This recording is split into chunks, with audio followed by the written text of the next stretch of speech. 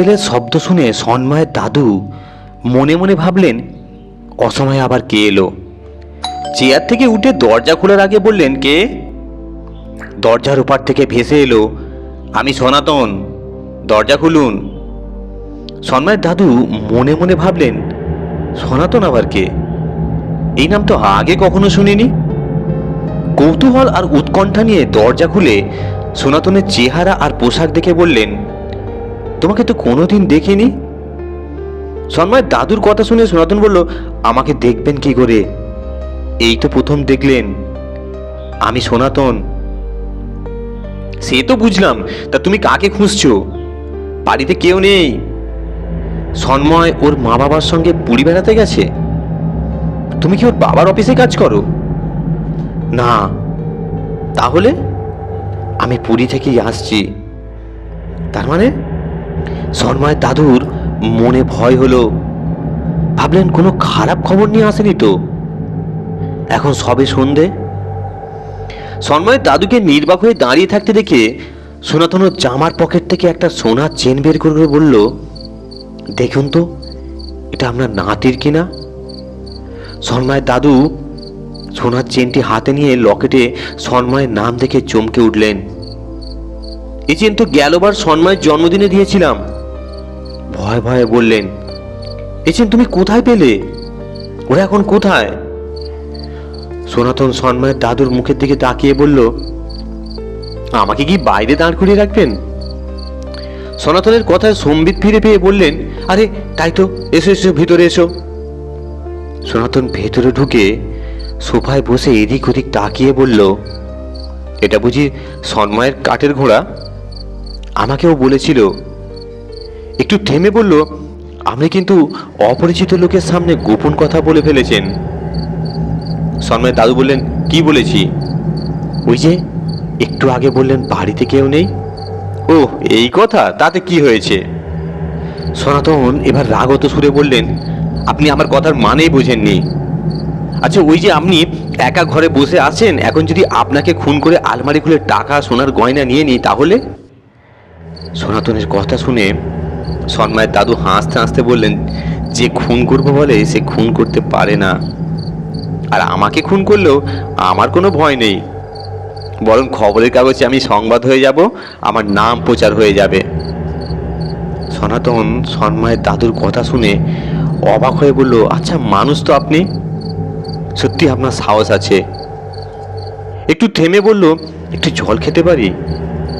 তুমি জল খাবে?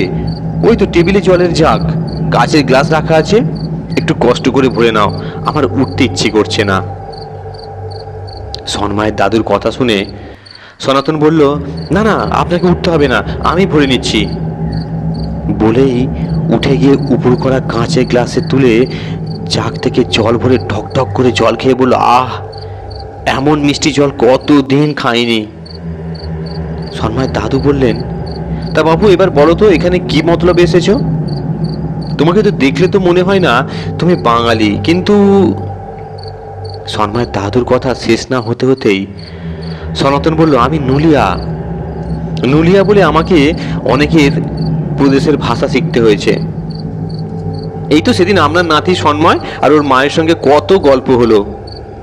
সন্ময় তো আপনার বাড়ির ঠিকানা দিয়ে বলেছিল, সনাতন কাকু তুমি আমাদের বাড়িতে যাবে।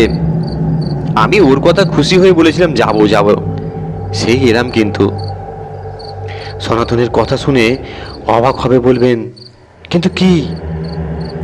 সনাতন এবার ভারী গলায় বলল, আসার কারণটা শুনলে ভয় পাবেন না তো? এমন সময় টেলিফোন বেজে উঠল।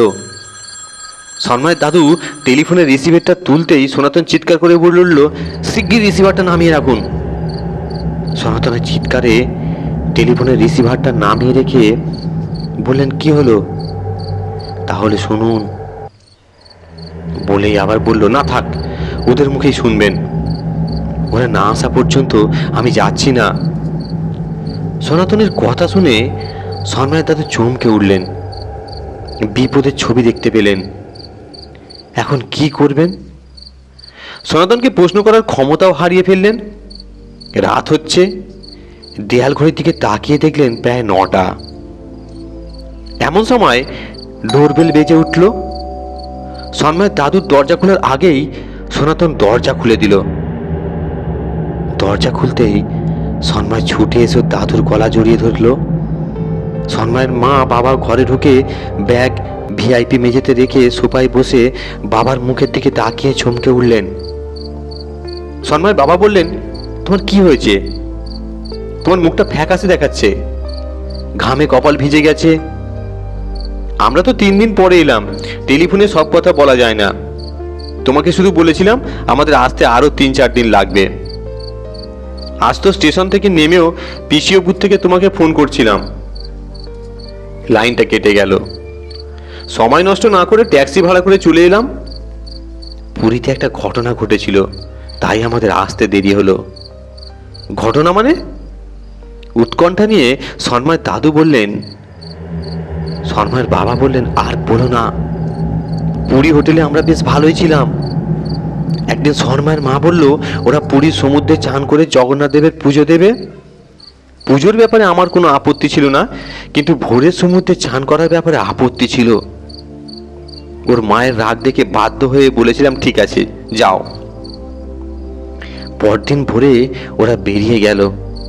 আমি হোটেলের বারান্দায় চেয়ারে বসে খবরের কাগজ পড়ার ফাঁকে সমুদ্রের অশান্ত ঢেউ দেখছিলাম। পাশের রুমের ভদ্রলোক আমার পাশে চেয়ারে বসে বললেন, আজ পূর্ণিমা, সমুদ্রের জোয়ার ভাটা দেখবেন না? আমি বললাম না। আপনি পুরীতে বেড়াতে এসে সমুদ্রের জোয়ার ভাটা দেখবেন না? আমি ভদ্রলোকের কথায় উত্তর না দিয়ে খবরের কাগজ পড়তে লাগলাম। এমন সময় আমাদের হোটেলের বয় ছুটে এসে আমাকে বলল, স্যার স্যার আপনার ছেলেকে পাওয়া যাচ্ছে না, সমুদ্রের জলে তলিয়ে গেছে। ওর কথা শুনে ভয়ে চমকে উঠে বললাম, কি বলছিস রে? সন্ময়ের মা কোথায়? ছেলেটি বলল, সমুদ্র পাড়ে যা ভিড়, ম্যাডামকে দেখিনি, তবে সন্ময়কে উদ্ধারের জন্য অনেক নুলি আর ডিঙি নৌকো নিয়ে নেমেছিল, সবাই ফিরে এসেছে। শুধু সনাতন নামের একজন নুলিয়া এখনো ফেরেনি। ওর কথা শুনে আমি ছুটে গেলাম সমুদ্র পাড়ে। ওখানে গিয়ে দেখি সন্ময়ের মা পাগলের মতো চিৎকার করে কাঁদছে। সমুদ্রের দিকে তাকিয়ে দেখলাম একজন ডিঙি নৌকায় সমুদ্রের ঢেউ উঠছে আর নামছে। এভাবে কিছু সময় যাবার পর কাউকে আর দেখা গেল না। লোকের চিৎকার আর সন্ময়ের মায়ের কান্না শুনতে শুনতে অজানা আতঙ্কে ঘেমে উঠলাম। এমন সময় হঠাৎ দেখি একটা ডিঙি নৌকা সমুদ্রের ঢেউ ভাসতে ভাসতে পাড়ে আছড়ে পড়ল। সবাই ছুটে গেল, আমিও গেলাম। নৌকাতে দেখলাম সন্ময়ের অচৈতন্য দেহ, কারা যেন ওকে তুলে নিল। কে যেন বলে, বেঁচে আছে, শীঘ্রই ওকে হাসপাতালে নিয়ে চল। একটা রিক্সায় তুলে ওকে নিয়ে ওরা হাসপাতালের দিকে ছুটলো। ওদের পেছনে পেছনে আমিও ছুটলাম। সন্ময়কে হাসপাতালে ভর্তি করে নিল। 2 দিন ছিল। সন্ময় ভালো হলো। ওকে হোটেলে নিয়ে এলাম। বলতে বলতে একটু থেমে আবার বললেন, জানো, এর পরের ঘটনাটা আরো মর্মান্তিক। সন্ময়ের দাদু বললেন, তার মানে? যে ছেলেটি মানে নুলিয়া, তার নাম সনাতন। সেই সনাতনের নিষ্পান দেহটাকে পাওয়া গেল পরদিন সমুদ্র পাড়ে। ওর একটা ছবি তুলেছিলাম। সনাতনের দুঃসাহসের জন্য আমরা সন্ময়কে ফিরে পেলাম, কিন্তু সন্ময়ের বাবার কথা শেষ হতে না হতে সন্ময়ের দাদু বলেন, আরে সেই সনাতনই তো তোদের দরজা খুলে দিল, তোদের আসার ঘন্টাখানেক আগে এসেছে। ওর কাছেই তো সন্ময়ের গলা শোনার চেন, এই তো দেখ, এই দেখ। সন্ময়ের মা বাবা যেন আকাশ থেকে পড়লেন। ওর বাবা বললেন, সে কি, কোথায় সনাতন? সন্ময়ের দাদু বললেন, দরজা খুলে দিয়ে পাশেই তো দাঁড়িয়েছিল, এতক্ষণ ওর সঙ্গে তো কথা বলছিলাম। কই দেখি ওর ছবিটা দেখি। সন্ময়ের বাবা ব্যাগ খুলে সনাতনের ছবি বের করে বলেন, এই নাও। ছবি হাতে নিয়ে সন্ময়ের দাদু চমকে উঠলেন, আরে এই তো এসেছিল, কোথায় গেল?